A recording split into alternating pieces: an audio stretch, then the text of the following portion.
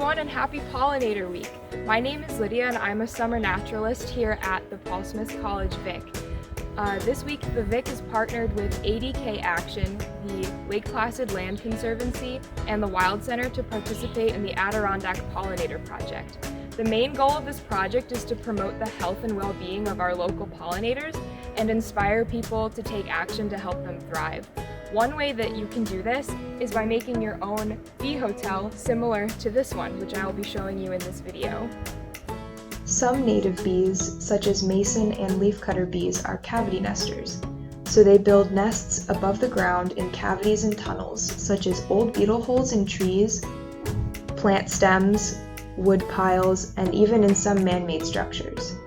These bees are solitary, so they each build their own nest rather than living in a colony, like bumble or honeybees. These bees play an important role in pollinating a variety of plants, including many of the ones in your gardens. So conserving their populations is vital. You can help do this by providing them with nesting resources. In early spring, mason bees emerge from their nests created the previous summer.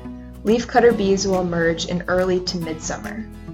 In the weeks after emerging, the bees will mate, and the female bees will select a new cavity to build their nests. Inside the cavity, the female creates brood cells, starting in the back and working her way toward the entrance. Each cell contains one egg and enough pollen to feed that larva when it hatches. The cells and entrance are then sealed with mud, plant resins, leaves, or flower petals. In late summer and early fall, the eggs will hatch and the larvae will munch on the pollen provisions.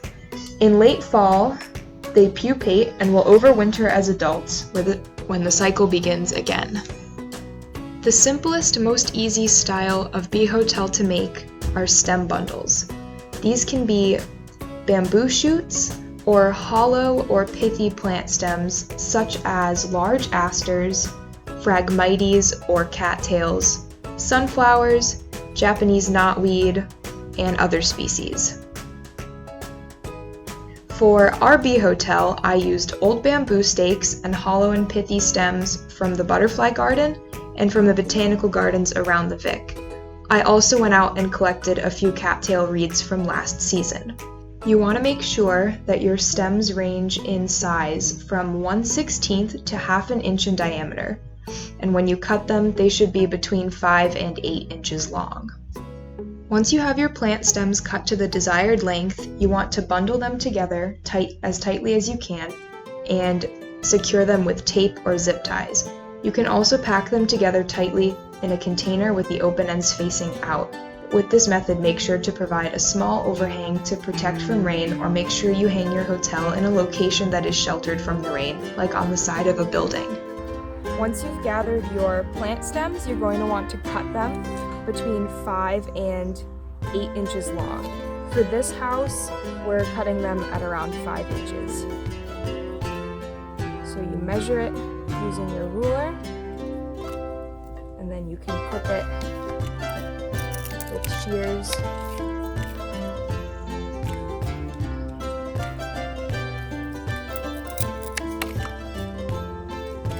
Once you have a couple of them trimmed, you can start sticking them into your box, just like this.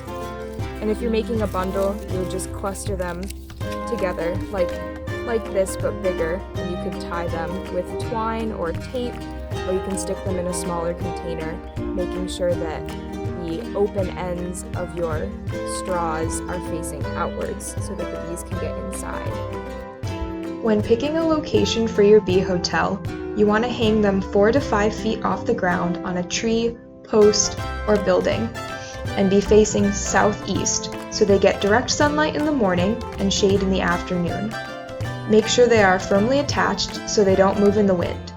You also want to pick a location where wildflowers will be blooming from early spring through summer. It is best to put your bee hotels out in late March to mid-April, before the new bees hatch.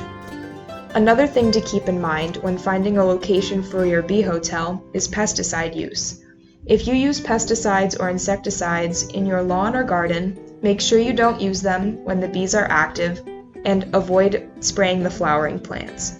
Also, be sure to follow the pesticide label instructions. During the spring, summer, and early fall, you're going to want to keep an eye on your bee hotel and maintain it to make sure that there are no spider webs or paper wasps building nests around, because they will actually hunt and prey on the bees while they're making their nests. You also want to look out for any kind of ant activity, because they will go in and steal the pollen packets that the bees make in their cavities, and also they might eat the larvae. Thank you all for watching, and happy building! If you want more information on the Pollinator Project, you can go to adkaction.org/pollinators.